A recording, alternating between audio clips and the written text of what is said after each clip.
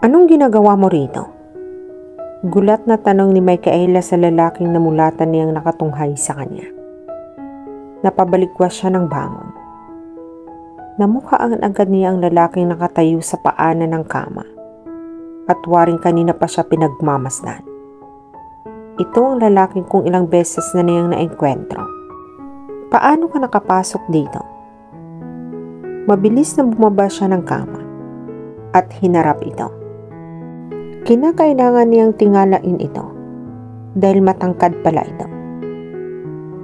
I should be the one to ask those questions. Walang kangiting-ngiting sabi nito. Salubong ang mga kilay nito habang matamang pinagmamasdan siya nito. Who are you? And what the hell are you doing here in my room? Balik tanong nito. Nakapamulsang nagpalakad-lakad ito sa harap niya. Nagulat naman siya sa narinig. Nanlaki ang mga matang sinalubong niya ang titig nito. Your room? You mean this is your room? Hindi siya makapaniwala. Yes. Where else do you think? Napapantastikuhang balik nito. Who gave you the right to sleep on my bed? Ha? How did you get in here? Sa halip na sagutin ang mga tanong nito, ay iba ang lumabas mula sa kanyang mga bibig. Gusto niyang tiyakin ang nabubuong hinala. If this is your room, you mean to say, ikaw si Jet? Yes, I am. Seryosong tugon nito. Ha? Ang akala ko'y sasabihin sana niyang matanda. Ang inaakala niyang amo pero hindi niya naituloy. Sa takot na baka lalong magalit ito sa kanya.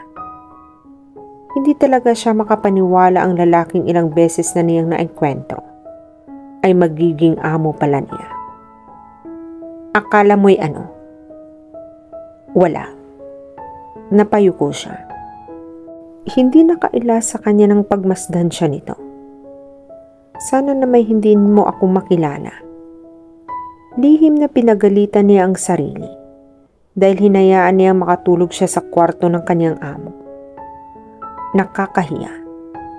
Baka kung anong isipin niya tungkol sa akin. Sa naisip ay lalo siyang nakaramdam ng pamumula. I'm sorry. Hindi siya makatingin ng diretso rito. Medyo nahilo ako kanina. Habang naglilinis ako, kaya nakahiga ako sa kama mo. Hindi ko na malayang nakatulog na pala ako. Defensive na paliwanag niya.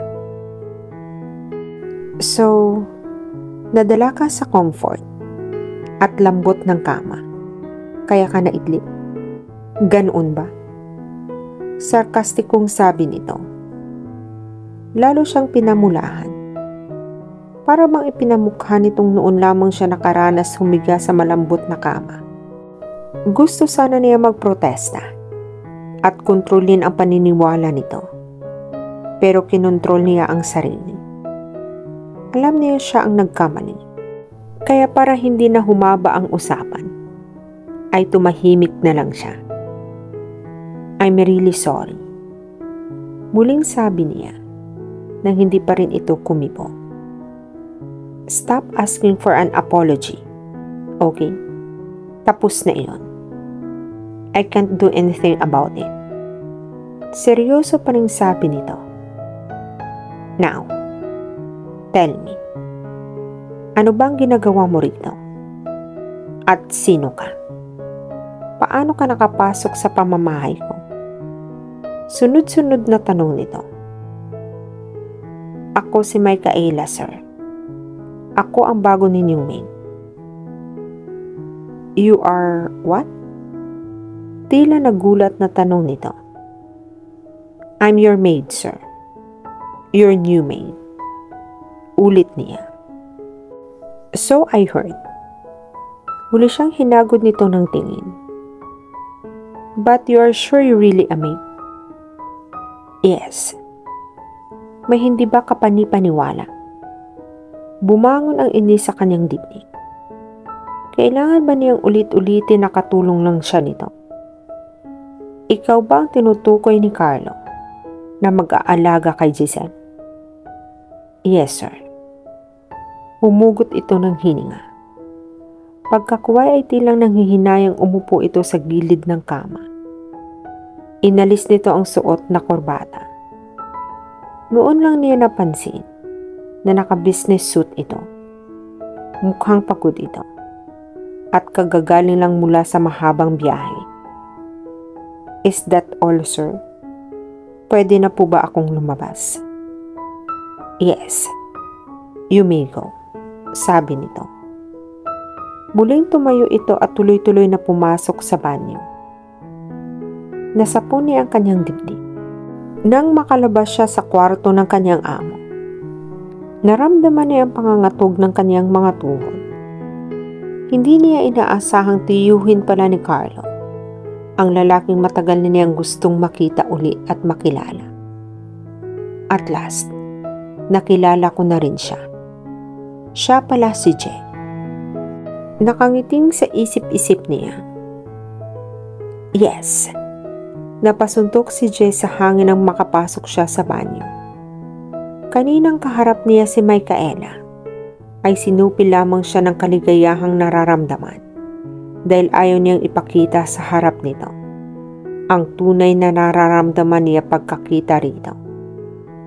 Hindi niya akalaing ang babaeng ilang araw na rin gumugulo sa isip niya ay makikita niyang natutulog sa kanyang kama at naninilbihan pa pala ito sa bahay niya. Naiiling na tumapat siya sa dutsa. Talagang napakaliit ng mundo. Akalain ba niyang makikita ulit niya ito? Pagkatapos niyang malamang nag-resign ito sa butik na pinapasukan nito, binalikan niya ito nang mabigyan siya ng pagkakataon.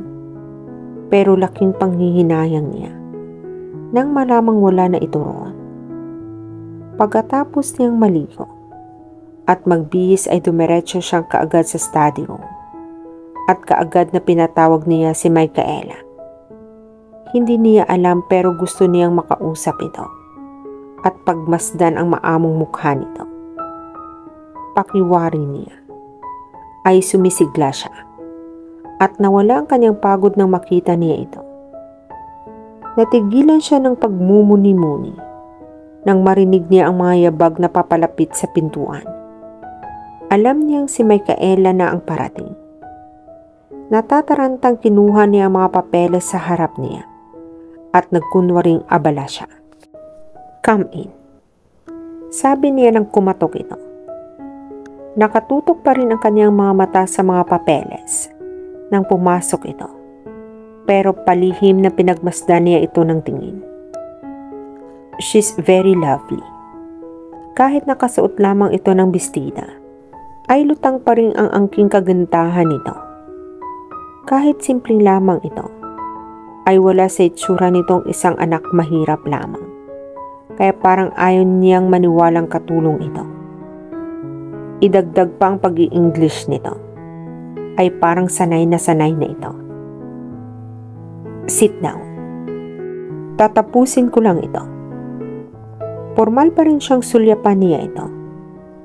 Pagkakway muli niyang pinasadahan ng tingin ang mga papeles. Hindi nakaligtas sa kanya. Nang hagurin siya nito ng tingin. Dahil iyon din ang palihim na ginagawa niya rito.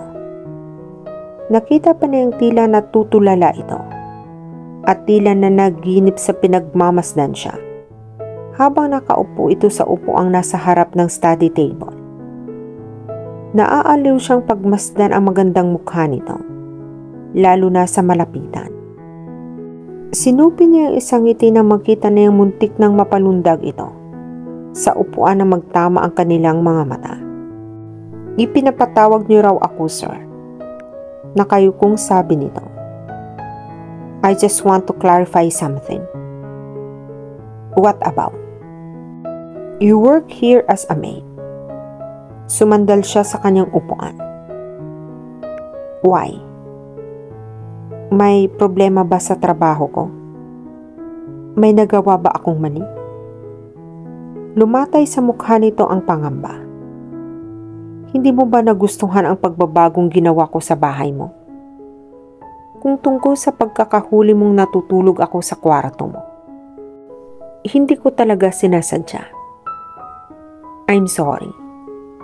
Natatarantang sabi nito.